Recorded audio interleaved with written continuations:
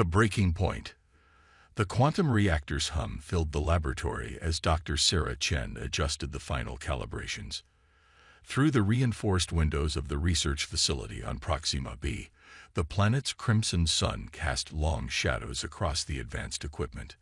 Her son Alex sat nearby, his teenage eyes bright with curiosity as he watched her work. "Mom, the quantum field variance is stabilizing," Alex called out, his fingers dancing across the holographic display. At 16, he already showed more promise than many of her senior researchers. The thought brought both pride and worry. Pride in his brilliant mind, worry about the attention it might attract. The Galactic Confederation had ruled the known universe for millennia, presenting itself as a benevolent alliance of advanced species guiding younger civilizations toward enlightenment. But Sarah knew better. 20 years of working within their carefully controlled scientific community had shown her the truth. The Confederation feared potential rivals. "Look at this, Mom," Alex said, pointing to an anomaly in the quantum field readings. "If we adjust the resonance frequency here, we might be able to achieve stable matter-energy conversion at room temperature." His excitement was palpable, and for good reason. Such an achievement would revolutionize space travel, making it accessible to everyone, not just the Confederation's elite. Sarah felt a chill run down her spine. They were getting too close. The Confederation strictly regulated all research into quantum mechanics, claiming it was for safety reasons. But Sarah and her colleagues had long suspected the real reason. Quantum technology was the key to breaking the Confederation's monopoly on interstellar travel. That evening, as they walked home through the colony's biodomes, Alex couldn't contain his excitement about their breakthrough. The artificial atmosphere inside the dome painted the sky in perpetual twilight, but nothing could dim her son's enthusiasm. "Just think about it, Mom. No more reliance on Confederation-approved transport. Every world could build their own ships." Sarah smiled, but her heart was heavy. She had already decided to classify their findings, to bury them in bureaucratic paperwork and technical jargon. It was too dangerous. But Alex, with all his youthful idealism, didn't understand the risks. The next morning changed everything. The official report would later call it a tragic laboratory accident. A quantum containment failure, they said. But Sarah knew the truth the moment she saw the Confederation inspectors leaving the Youth Science Center, where Alex had been working on his own projects, their long gray robes trailing behind them like shadows of death. Alex's body was found among the wreckage, along with all his research data. The quantum fluctuations had been precise, targeted. This was no accident. It was an execution, a message to humanity about staying in their assigned place in the cosmic hierarchy. The colony fell into mourning. Alex had been popular, a symbol of humanity's bright future on this new world. But as Sarah stood at his memorial service, watching the holographic images of her son's life float past like ghostly butterflies, she felt something change inside her. The grief remained, yes, but alongside it grew something else. Determination.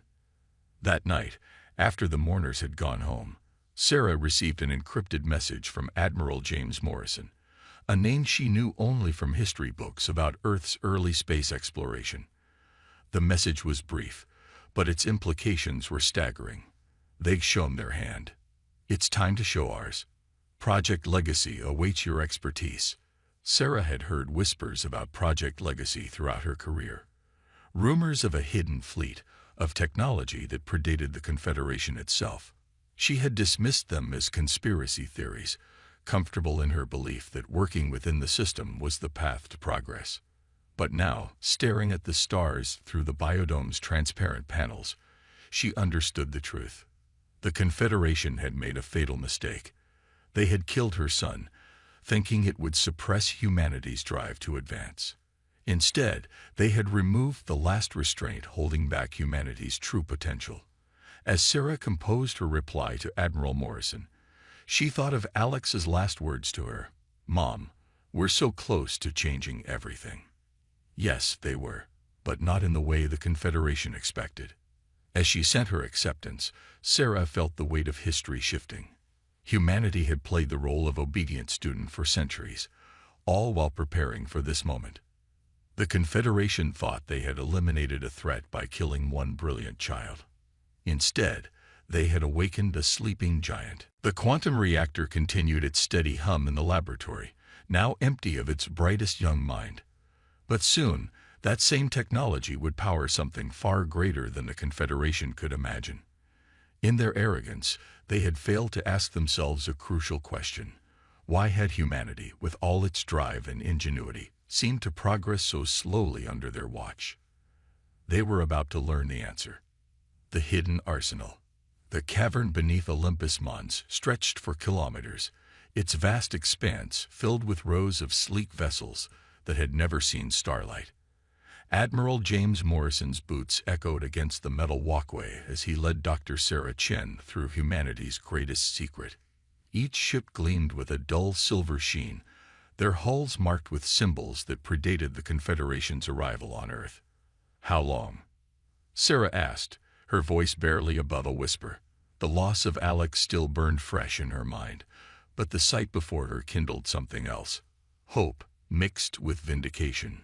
"Since before they found us," Morrison replied, his weathered face reflecting the soft blue glow from the ship's power cores.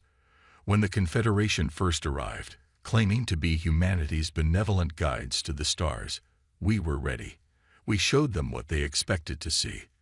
A young, struggling species taking its first steps into space." Sarah ran her hand along one ship's hull, feeling the strange warmth beneath her fingers. The metal seemed to pulse with life, responding to her touch in ways that defied conventional physics. "This isn't Confederation technology." "No," Morrison smiled grimly. "It's older. Much older. We found the first ship buried in the Antarctic ice, perfectly preserved. The data cores contained specifications for more, so many more. While the Confederation thought they were guiding our development, we were building these." The Legacy Fleet, as it was called, represented centuries of careful preparation. Each vessel incorporated technology that the Confederation had explicitly forbidden: quantum drives, neural interfaces, and weapons that could reshape the fabric of space itself. But unlike the crude, brute force approaches the Confederation used, these systems displayed an elegance that bordered on art. "Your quantum research wasn't just about advancing human knowledge," Morrison continued, leading her toward the command center. "We needed to understand these ships, to unlock their full potential. Your work, and Alex's insights." He paused, acknowledging the pain that flashed across her face. "They helped us finally decode the last pieces." The command center hummed with activity. Officers moved with practiced efficiency, preparing for what everyone knew was coming. On the main display, a map showed Confederation space, vast, sprawling, and seemingly impregnable. But Sarah noticed something odd about the display. "Those aren't standard navigation routes," she observed, studying the intricate web of lines connecting various systems. "Quantum slipstreams," Morrison explained. "Natural corridors in spacetime that the Confederation either doesn't know about or can't access. Their ships are too crude, too reliant on brute force. These vessels can slip through like ghosts."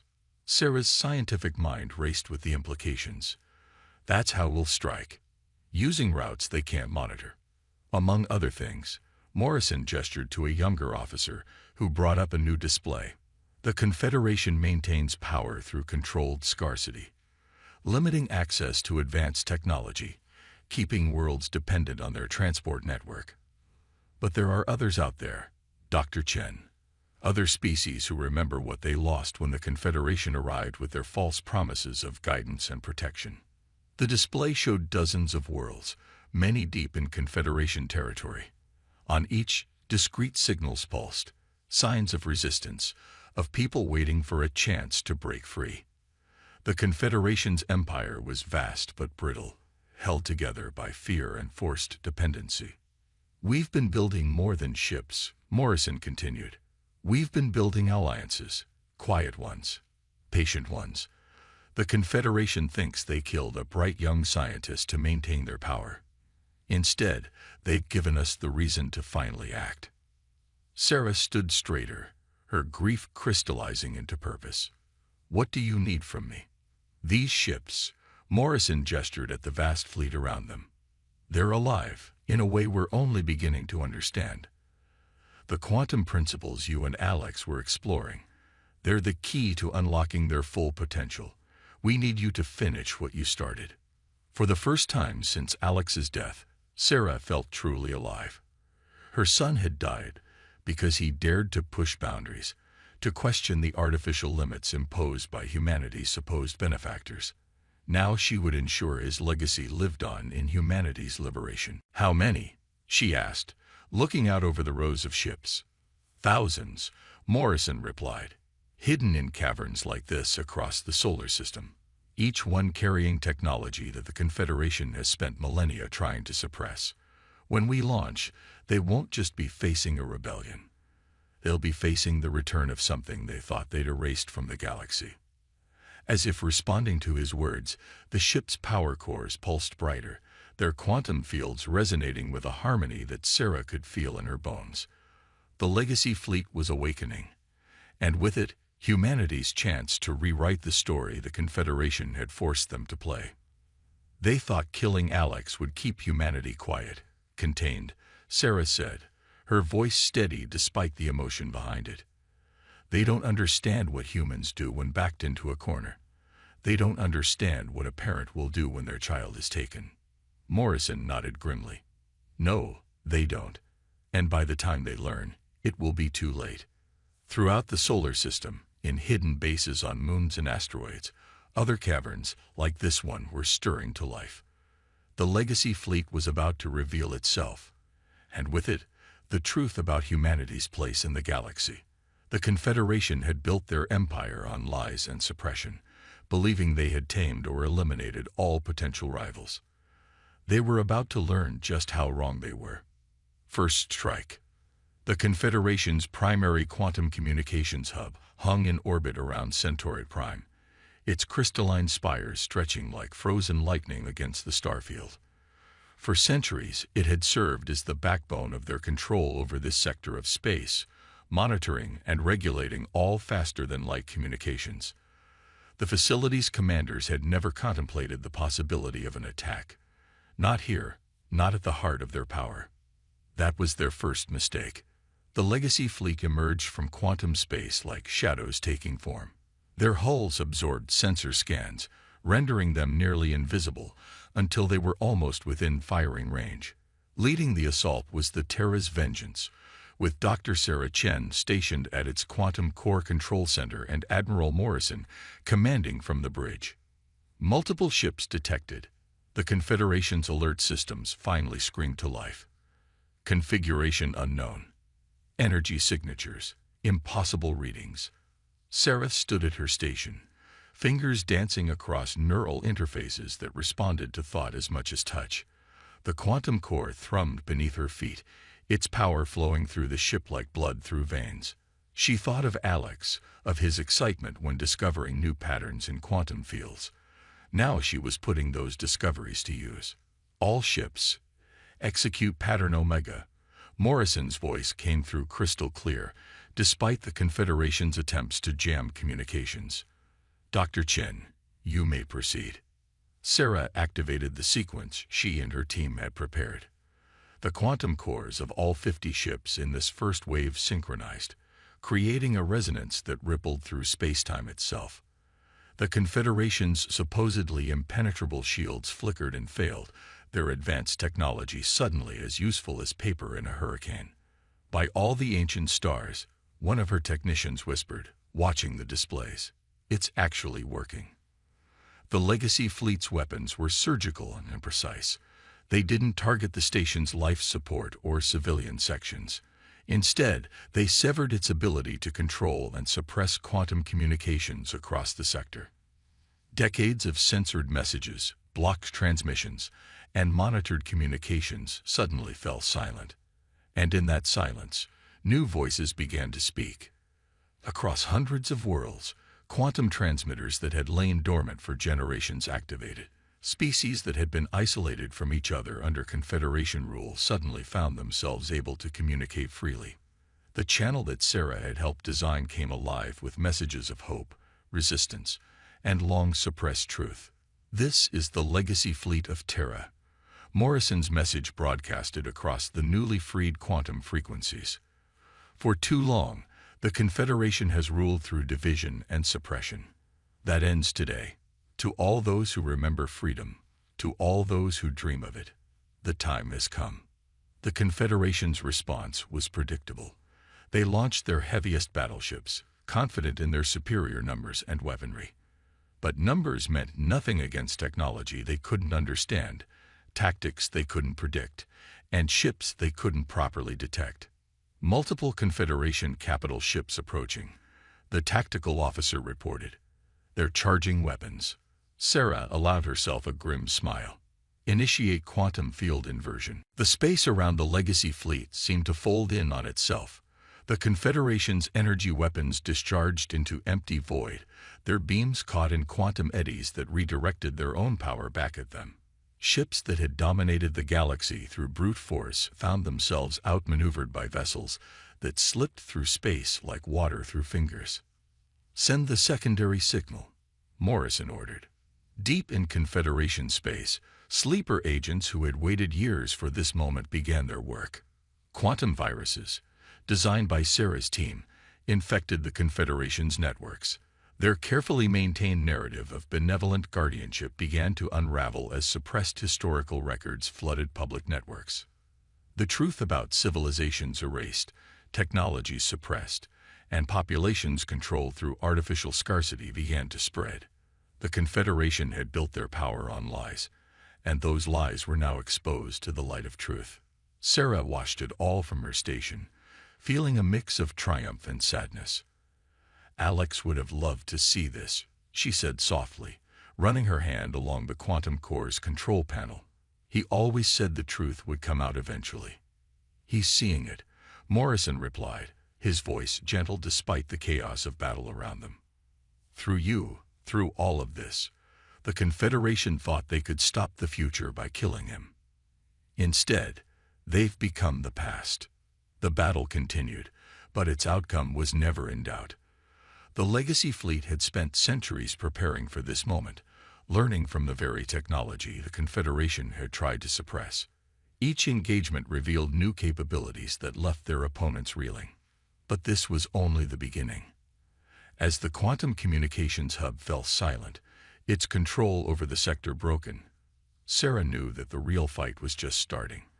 The Confederation wouldn't give up their power easily, and there would be harder battles ahead. Yet something had changed fundamentally in the galaxy. The myth of Confederation invincibility had been shattered. Their strongest fortress had fallen not to superior firepower, but to superior understanding, the very thing they had tried to prevent by controlling and suppressing knowledge. As the legacy fleet regrouped for their next target, Sarah received the first waves of data from newly liberated worlds. Scientists, engineers, and theorists who had been forced to hide their work were reaching out, eager to share and collaborate. The very quantum principles that she and Alex had explored were being expanded upon by minds freed from Confederation control. "They never understood," she murmured, watching the data flow in. "Knowledge can't be killed. It can't be contained. It grows. It spreads. It finds a way." The quantum core pulsed in harmony with her words, as if the ancient ships themselves were agreeing. Humanity had kept its greatest advances hidden not out of fear, but out of wisdom. They had waited, learned, and prepared. Now, finally, they were ready to share what they had discovered with a galaxy desperate to be free. The Confederation had tried to maintain their power by killing a child who dared to question their limitations. Instead, they had sparked a revolution that would remake the galaxy itself. The turning point. The holographic war room aboard Terra's Vengeance displayed a galaxy in transformation. Hundreds of points of light marked worlds in open rebellion against the Confederation, their quantum signatures pulsing with newfound freedom. Dr. Sarah Chen studied the display, noting how the patterns of resistance spread like wildfire through previously suppressed civilizations. The Arcturians have joined us, Admiral Morrison announced, highlighting a cluster of systems near the galaxy's inner rim. Their quantum engineers have already adapted our communications protocols to their crystalline networks. They're sharing techniques that even we hadn't discovered. Sarah nodded, unsurprised. The Arcturians had been renowned for their mastery of quantum mechanics before the Confederation arrived. Their civilization had been reduced to managing low-level transport networks, their true capabilities hidden away. Now, like humanity, they were revealing their full potential. The Confederation's responding as expected. Morrison continued, gesturing to another section of the map where red indicators showed enemy fleet movements. They're consolidating their forces, abandoning outer systems to protect their core territories. They still don't understand, Sarah observed, making adjustments to the quantum field projections. They think this is about territory, about military might. They haven't realized this is about information, about truth. The doors to the war room slid open, admitting a tall, crystalline figure. Ambassador Corell of the Arcturians moved with liquid grace, their translucent form refracting light in complex patterns. Dr. Chen. They resonated, their voice carrying harmonics that spoke of deep respect. Your son's theoretical work on quantum entanglement across organic neural networks. We had developed similar principles before the suppression. Perhaps together, we can finally implement them. Sarah felt her throat tighten. Alex would have been fascinated by the Arcturians, by their living crystal technology that bridged the gap between organic and artificial intelligence. He would have loved to work with you, she managed, her voice steady despite the emotion. His work lives on, Corell responded, their crystal form pulsing with sympathetic frequencies. Not just in these ships, but in what they represent, the freedom to discover, to question, to grow. The war room's displays updated as new data flowed in. The Confederation's response to the growing rebellion was becoming increasingly desperate. They had begun activating weapon systems they had claimed were too dangerous to use, too destructive to even exist. Their carefully maintained image of benevolent guardians was crumbling. They're targeting civilian research centers, Morrison reported grimly, highlighting several attacks, trying to prevent more worlds from accessing their suppressed technologies. But they can't stop it now, Sarah said, her fingers dancing across the quantum interfaces. The knowledge is spreading too fast. Each world that breaks free is sharing centuries of hidden advances. The Myrians are teaching navigation through quantum currents. The Voth are sharing their biological computing breakthroughs. Everything the Confederation tried to keep separated is coming together. Krill moved to one of the quantum terminals, their crystalline form interfacing directly with the ship's systems. We are detecting unusual energy signatures from the Confederation core worlds, they announced. They appear to be activating something ancient, something that predates even their rise to power. The holographic display zoomed in on the heart of Confederation space. Massive energy readings pulsed from several systems, their patterns unlike anything in their database. Sarah felt a chill as she studied the data. They're desperate enough to use technology they don't fully understand. Then we show them what true understanding looks like, Morrison declared. He turned to Corell. Are your people ready? The Arcturians' form pulsed with affirmative harmonics. The combined fleet awaits your signal. Our quantum cores are synchronized with yours. The Myrians have mapped all possible escape vectors. The Voth battle computers are integrated with our networks. Sarah looked at the display showing the Allied fleet, ships of dozens of designs, each representing a civilization that had hidden its true capabilities while waiting for this moment. The Legacy fleet had been humanity's secret, but they weren't the only ones who had prepared for this day. The Confederation rose to power by keeping us divided, she said, making the final adjustments to the quantum synchronization fields. They never imagined we might choose to work together, to combine our knowledge instead of competing for their favor. The combined fleet moved into position, their quantum signatures harmonizing in ways that created entirely new possibilities. The ships of each species complemented each other, human quantum drives working in concert with Arcturian crystal computers, Marian navigation systems guided by Voth biological processors. They killed Alex because they feared human potential, Sarah said, her voice carrying both steel and sorrow. They never considered that by doing so, they would unleash not just humanity's response, but the combined potential of every species they tried to suppress. The quantum cores of the entire fleet pulsed in harmony, creating a resonance that rippled through spacetime itself. The Confederation's ancient weapons might be powerful, but they were wielding them with the desperate ignorance of thieves who had stolen technology they couldn't truly comprehend. All ships, prepare for quantum jump, Morrison ordered. We end this where it began, at the heart of their power.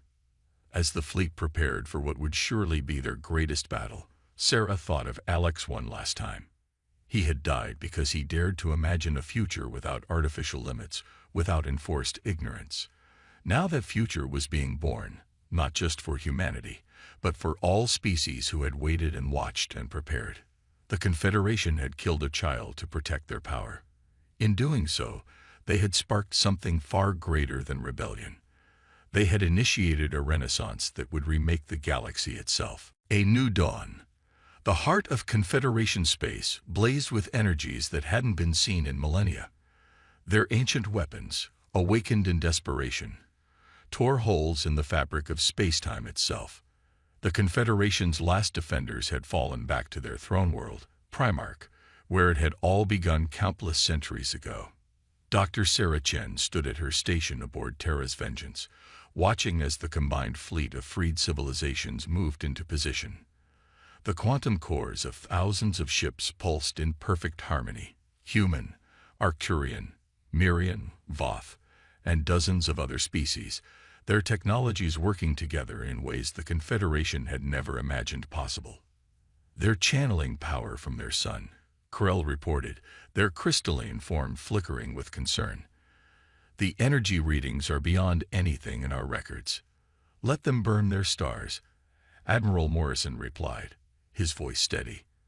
They're fighting with stolen power they never understood. We fight with knowledge we've earned. The Confederation's last transmission echoed through the quantum channels. You cannot comprehend what you're facing. This power brought order to a chaotic galaxy. Without our guidance, you will destroy yourselves. Sarah's fingers danced across her console, making final adjustments to the quantum field harmonics. Their guidance was always about control, she said, about keeping us separate, afraid, dependent. They never understood that true power comes from cooperation, from sharing knowledge.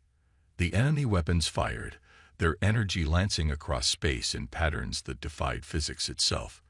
But the combined fleet was ready. Arcturian crystal matrices redirected the energy. Marian quantum currents carried ships safely through the chaos, and Voth battle computers calculated optimal response patterns faster than thought. All ships, Morrison commanded, execute final protocol. Sarah activated the sequence she had prepared, the culmination of everything she and Alex had discovered about quantum mechanics, combined with the knowledge of a dozen freed civilizations. The quantum cores of the entire fleet synchronized, creating a resonance that reached through space, time, and reality itself. The Confederation's ancient weapons began to falter, their stolen power turning against them. The combined fleet's quantum field created a harmony that exposed the fundamental flaw in the Confederation's approach. They had always tried to control the universe through force, never understanding that the deepest laws of physics themselves arose from cooperation, from the intricate dance of particles and energies working in concert.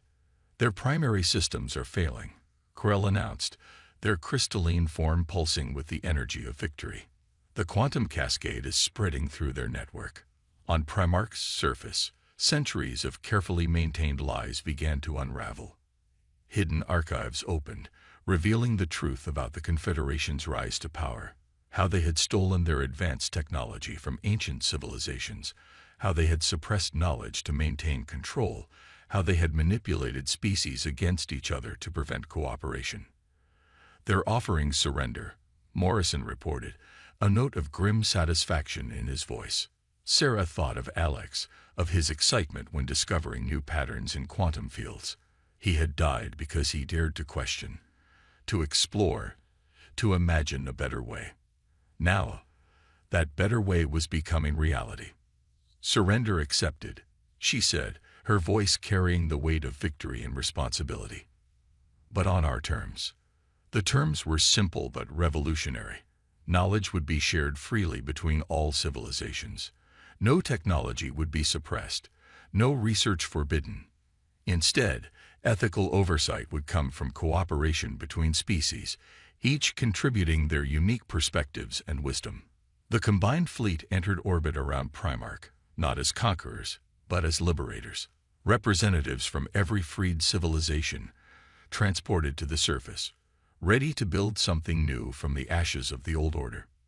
In the Grand Hall where the Confederation's council had once ruled through fear and manipulation, Sarah stood with Morrison and the other leaders of the revolution. The chamber's ancient quantum technology, finally understood and properly used, created a space where all species could communicate freely, sharing thoughts and ideas without barriers. "We create the Galactic Concordat," Morrison announced to the assembled representatives. "Not an empire, but a partnership. Not rulers, but colleagues. Not subjects, but equals." Curl's crystalline form resonated with agreement. Each civilization free to develop, to explore, to grow. But all working together, sharing knowledge for the benefit of all. Sarah stepped forward, her voice clear and strong. "My son died because the Confederation feared what humanity might become. They never understood that true potential isn't about one species rising above others. It's about all of us rising together." The quantum cores of the fleet pulsed once more, but not in war. Instead, they created a network that linked research centers across the galaxy, allowing instant sharing of knowledge and discoveries. The barriers were down. The secrets were exposed. The future was open. In the decades that followed, the galaxy transformed. Civilizations that had been kept separate and stunted under Confederation rule began to flourish. New discoveries were made daily as different species combined their knowledge and perspectives. The quantum technology that the Confederation had hoarded and misused became a tool for connection and growth. On Proxima B, in the colony where it had all begun, a new research center rose from the ashes of the old. The Alex Chen Institute for Quantum Studies became a symbol of the new age, a place where young minds from every species could come together to explore, to question, and to imagine. Sarah often stood in its great hall, watching students of a dozen species working together, sharing ideas that would have been forbidden under the old regime.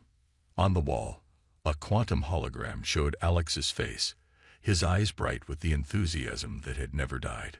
The Confederation had killed a child to protect their power. Instead, they had sparked a revolution that gave birth to something far greater than empire. A future where the combined potential of all sentient beings could finally be realized. In the end, that was Alex's true legacy.